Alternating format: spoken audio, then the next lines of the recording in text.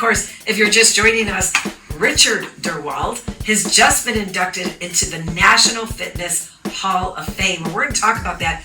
I just Googled National Fitness Hall of Fame, and your picture comes up with someone who I presented with at the national conventions. Really? Tammy Webb. Oh, I wish I would have known that before he went down. Yeah, well, that's okay. But look at what a great picture this is of you. And as you said, people like Arnold Schwarzenegger and also Jack LaLanne.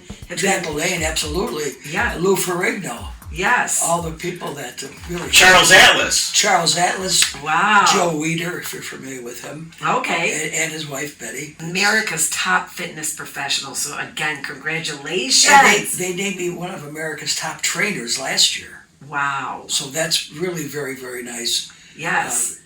I'm kind of proud and humbled at the same time because I'm with some pretty big company.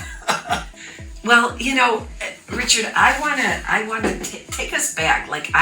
Why did you start working out 65 years ago? Oh, my God. Like, people didn't even know what working out was back then, did they? Well, I'll tell you one thing that people might not have known, but the reason a lot of people didn't is because the doctors discouraged people from lifting weights. Wow. My mother took me to the doctor. I was getting a lot of colds, and she said, doctor, he's lifting those weights all the time.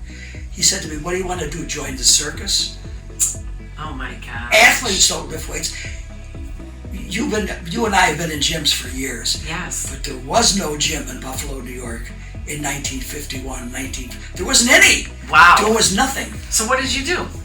I bought a set of barbells from the York Barbell Company. Okay. I put them underneath my bed. How do you remember that? I put them under my bed, and when my dad was working, because he didn't think it was a good idea, I brought them out. I had a thick blanket, and I laid it on the front room floor, and I did my workouts.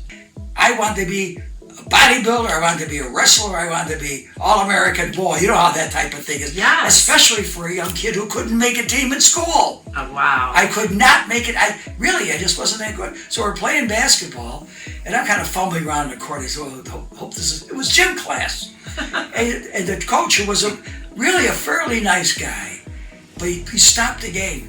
He says, do you know why Derwald can't play basketball? Real athletes don't lift weights. Oh, well, I'll tell you what, they discouraged it, but you kept going. Oh, yeah. But, we need those weight-bearing activities for our bones, for our muscles, and things like that. So it's more than just vanity. Yeah. Though I had a dream, Robbie. I had a picture of myself in my mind of who and what I wanted to be. And, by the time I was 19 years old, the kid that couldn't make a team in school was standing in Memorial Auditorium in the middle of the ring in front of 10,000 people. Wow. As a pro wrestler. Yes. As a pro wrestler. As a pro Wow. wrestler. Thank you, Rich. I didn't include that. Yeah. But that's the fact. And we can do so much.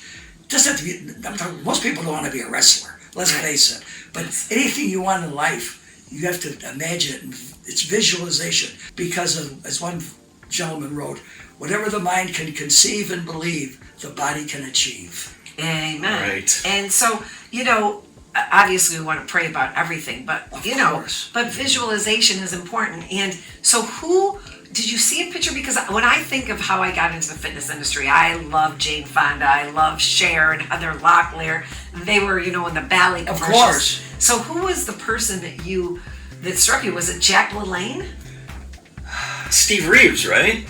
Steve Reeves, yeah. When I saw the wrestling matches when I was in 7th grade, I said, someday I'm going to be in there.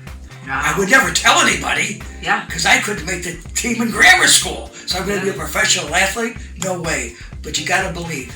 And that's with our health, too. We got to imagine ourselves and visualize ourselves healthy. Right. Because we are who we think we are. Fitness changed the trajectory of my entire life. I love It it. changed everything. It did? Because look at you. You're 89. Yeah. Do you have any health problems? No. No health problems. You walk in here like you're some 40-year-old, and you Yeah. look like you're some 40 or 50-year-old. And before he was here, he just did a triathlon. I mean, he's just Oh, amazing. no. Wow. You shut his microphone. Well, the fact of the matter is, as I said, and it's Proverbs 23:7, by the way, for as he thinketh in his heart, so is he. That is so true. But, you know, and I always say this, and you say, oh, what do you mean? You are so sharp. Your thinking is so sharp. I mean, there's people that are 40 years younger than you that can't think right now, you know, because, I mean, if you don't use it, you lose it, first of all. We know that physically, we know that mentally, and we know our mind is aging along with our body. But you have been keeping your mind sharp. You worked until how old? 85. 85. And yeah. I retired early. Yeah. Yeah, because you were, what was your title again? I was the coordinator of the Erie County Senior Fitness Program, which became the largest senior fitness program in all of New York State, which is one of the reasons I'm in the National Fitness Hall of Fame. That's amazing.